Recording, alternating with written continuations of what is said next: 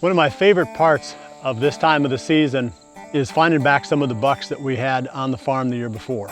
There's one deer that I'm after that was living right in this little spot. We encountered him once, sometime in early November, I believe, maybe 300 yards in that direction. But he spent a fair amount of time. In fact, almost every day I could get him on trail camera right here in this little plot. So I'm gonna call him, he's another tight rack 10. I killed that one back in the latter part of December last year that we had called tight rack 10. So I'm gonna call this one tight rack 2. And he's got a fair bit bigger from last year. I think he was probably a 4-year-old last year. Pretty decent mass, you know, solid little buck, just a tight rack. He seems like the one on the farm that's gonna be the easiest to kill, if I had to guess, because he was so daylight active last year and so focused on this little area that if he goes back to those same patterns again this year, we should be able to peg him fairly quickly. So this could be an October buck. We don't have very many of those. Seems like over the years we've had our best success putting the pieces together and then, you know, sometime in early November finally killing the deer. But this could be one of those deer that we can get on quickly and have another October kill. So tight rack 2 is going to be the target, one of the primary targets. There's a couple other bucks I'll talk about in the episodes that are going to follow this one, but every single buck that we hunt, it seems like he has his own personality or his own traits. I like to hunt bucks that are homebodies, but are very daylight active, which this deer was last year. You can't ask for anything better than that. So tight rack 2 is going to be a good experiment for us. I'll keep you in the loop on the whole patterning process on this buck. I don't usually start running my trail cameras until sometime in September, early September usually, after the bucks have shed their velvet, broke up their bachelor groups, and dispersed into their fall ranges. Otherwise, you can kind of chase your tail around if you pattern in deer in August when they're still in bachelor groups. They're not necessarily going to be in the same summer range once those bachelor groups break up. So we'll start looking for old tight rack 2 in about a week or so. I'll bring you through that whole process over the next few weeks. So before I come back and get this plot into shape, I'm going to send you to Zach and Aaron for a public land scouting tip. Realtree's Midwest Whitetail is brought to you by Cabela's, Easton Arrows, Frigid Forage, Fuse, Grizzly Coolers, Hoyt, Hoyman Tree Saws, Muddy Outdoors, Nikon, Ozonics, Redneck Blinds, Rocket Broadheads, RTP Outdoors, Trophy Rock, Spot Hog Releases, Wilderness Athlete, Viking Solutions, and Realtree.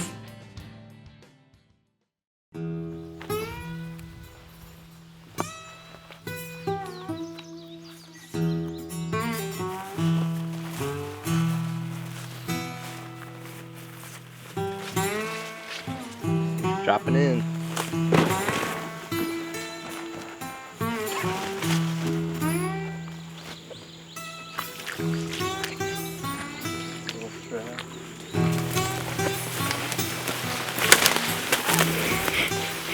Don't trip on that. Well, it's July the 20th, and we come out today to do a little bit of scouting on a piece that we haven't hunted before. That's what we tend to do a lot this time of year. We've been looking at this spot on the map for a couple weeks. Yeah, you can see it behind us, how it falls off into this sort of nasty little marsh bottom right here. And we're gonna try to hike clear to the back of this morning looking for buck bedding.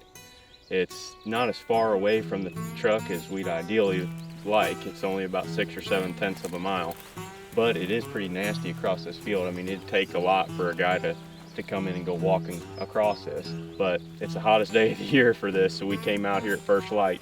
We're gonna try to speed scout this area. And what I mean by that is we're going to split up once we get back there, and we're each gonna go check bedding locations, and we'll just run through them real quick until we start to see what we want. And then we'll both go concentrate on that area until we find, you know, potential trees to sit in. We're gonna go to that spot on the back of the marsh and that other spot in the far back corner of the public back here. They're pretty isolated, you know, probably only a couple acres in size, and we're on a, how big is this piece? It's like probably over 1,000, couple thousand acres. Yeah. So we get asked that question a lot. It's like, how do you scout these large areas? You know, that are that size. You know, 1,000 or more. But that's how we do it a lot of times. We speed scout it. We come in here and we pick out the exact spots on the map. Right. We have our Huntera map, and we've already got these spots that we know we're going right to. So. Yeah. If it works, great. If it doesn't, then we mark it off the list and go Move check on. out somewhere else. I think it makes more sense for them to be back here with that water there. But you know, once we got up to this high point, there was beds kind of scattered along the top. There's a buck, a small buck, a spike, and a doe jumped up right in front of us. We walked right past them. But you know, back in here with that corn at back, water in front, I'd say it's gonna be the best spot back in here. There's already 3 or 4 beds right on top there.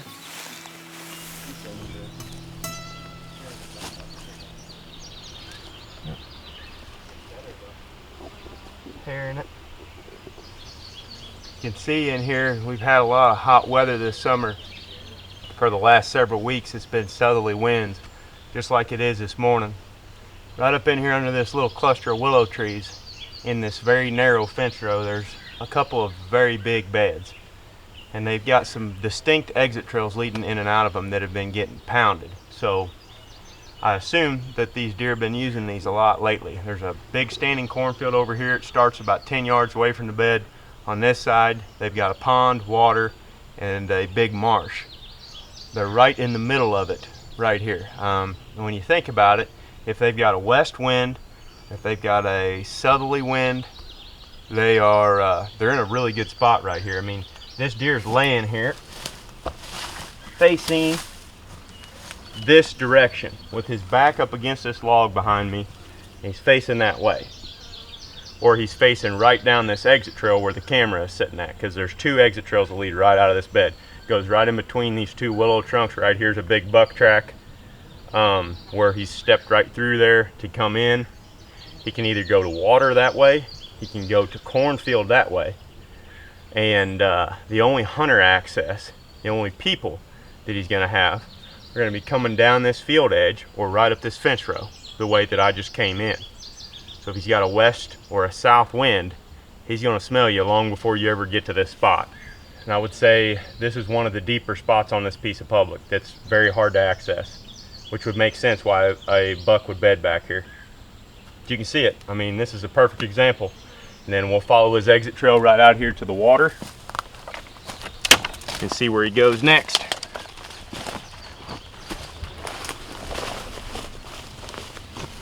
See it right here?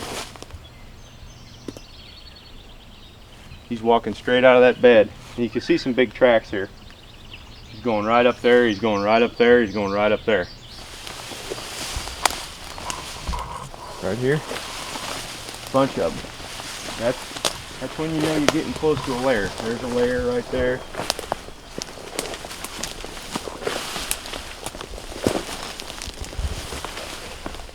Well, we finally made it back here into the back of this marsh, and we found the spot that we were looking for. Zach just came up through this little row of locust and found a bunch of doe bedding here. Brody and I came down this fence row, as you can see in the back of the frame here, and it's not very wide. It's really thick, and it separates this marsh from the cornfield out on private land. And there's a bunch of very well used buck beds in there from this summer and even into last fall. There were some old rubs and stuff. Now we've found the buck bedding, and that was the first challenge. Once you find that, then you actually need to get down in the bed itself so everybody can see what that deer can see from that bedded location. And if you're paying attention, they always lay down with the wind at their back. And like I mentioned, where we found those beds back there, most of them setting up for a west or a south wind. And you can actually see how that deer is laying in the bed. Dan Infalt taught us that. You know, they kind of lay down there like almost in the shape of a banana. Yep. And they'll face downwind. So you need to lay down there and feel that wind at your back and look and see what he sees, and then take his exit trails out of there. And like I'd mentioned, he's right next to water, food, doe bedding. All of it is very close to those beds. So you're going to follow those exit trails out and try to set up in between those water sources, food sources, social hubs, like what we're in right here. We're only 100 yards from the beds. Right here where the doe bedding intersects the buck bedding trails, There's a ton of rubs, scrapes, buck crap, you know, is all over the ground. This is a social area that those deer are going to stage in before they go to the food. Every one of these is going to differ. It's going to be situation to situation, but after you look at enough of them, you're going to eventually start to get the hang of it, and you want to get as close as you can. Now, close to us a lot of times is 50 to 100 yards. You may be able to actually get within bow range of that bed in some of them, but that's why you go and you lay in the bed. You can see what the deer can see. You understand which wind he's laying there on so that you can pick the perfect tree. In this situation, we are Probably 100 yards or probably less. 100 yards or less, maybe Which is just under. Pretty close, I would say. I Yeah, mean, it's close. That's ideal. If we can get within 100 yards and we think we can get away with it, that's ideal. Yeah, and sometimes you can't. Sometimes those bucks are in a good enough spot, similar to the buck nest last year, where we can only get 150 yards, 200 yards from the beds, and that becomes much harder. You might want to wait for a cold front day, or one of those days where you've got a big pressure change and the deer are a little more active to hunt those areas. But this area is going to set up for a southwest wind. Chances are it's going to be warm when we got those winds. Yep. You know, it's not necessarily going to be your ideal movement Right. conditions, but if you get close enough to their beds, it doesn't matter, because most of them are going to move in some capacity during daylight. If you're not spooking a few deer along the way, you're probably not close enough. Right.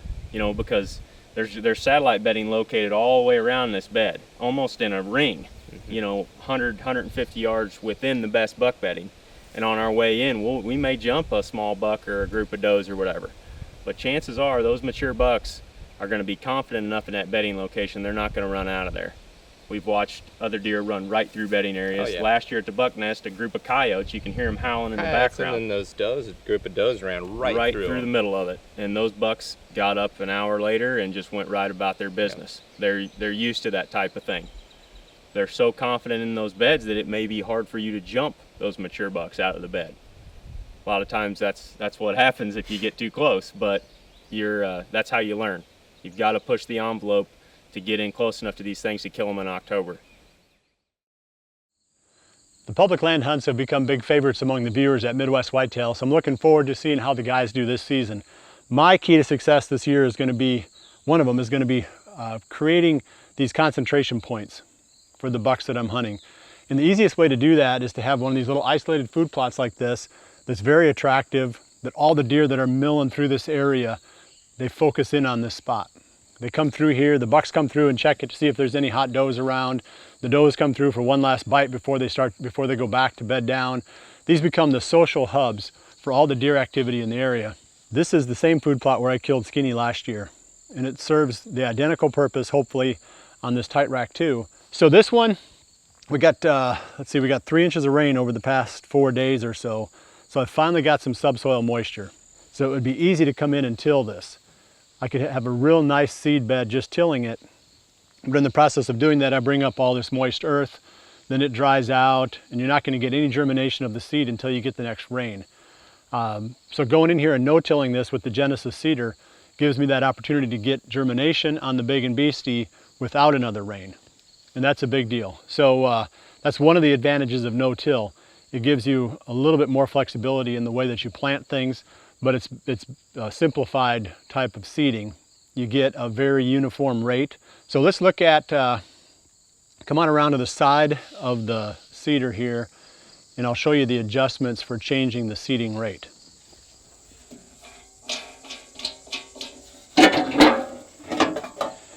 These are the two that we change. So these are the two drive gears. The top one drives the seeder or the seed drive mechanism. So the bigger this gear is, the slower it turns. So the slower your seed drive is going to turn. And the opposite is of course true down here. You know, this comes off the tire. This tire is turning and there's a chain inside that drives this gear, which in turn drives this one. So they have to be synchronized, they have to mesh together. You can't just throw arbitrarily any two gears in there. They have to be matched. And for the big and beastie, it's a 25, a gear size 25 and a gear size 95 is what the guys at RTP told me. And they make it easy for us because all the adjustment sprockets, gears are right inside the seeder. So I'm going to grab those out right now. We'll swap these, and then we should be set up with the correct rate for Big and Beastie. Just remember, Big and Beastie is a small seed. So there's two things with that. It can feed out really fast if you're not careful out of one of these types of seeders, or even a hand seeder if you make the opening too big. But also small seeds, you don't want to put them in too deep. So you always want to think in two terms. Make sure you don't put them on too thick and don't put them on too deep when they're small. The final adjustment that determines the seeding rate is, they call it the gate opening. I guess it's called a cup, a seed cup, that the metering device runs on. So if you open that up wide, obviously you're going to let a lot of seed through every time the drive turns just a little bit. So we're going to close that way down, and that's over on the side. Every seed size has its own rate. So I mean, it was set up for soybeans because that's what we planned last with this thing. So now we're readjusting it to these smaller size seeds. So I'm going to make sure that that gate's closed all the way down so that we have the least amount of space for these seeds to roll out of.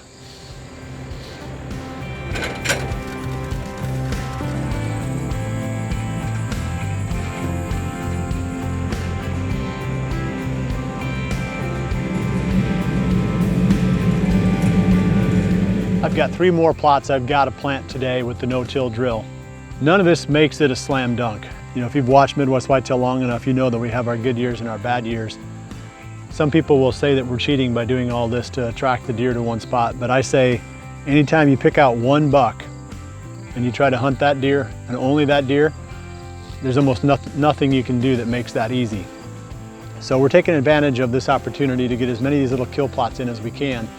And Big and Beastie is perfect at this point. If we go a couple more weeks, we're gonna have to switch over to Autumn Quick Plot, which grows just a little bit faster, germinates quicker, and grows faster. Next week, I'm gonna come back and talk about maybe another buck or two that we found on the farm. And little by little, we'll continue to evolve through this process of finding these deer, patterning them, and then putting the strategies together to hunt them. I know that the public land guys are gonna continue to be busy. Everybody's getting into the swing now, so keep checking back. Well, I appreciate you joining me this week. We'll see you right back here again next week for the next episode of Midwest Whitetail. And remember to always dream big.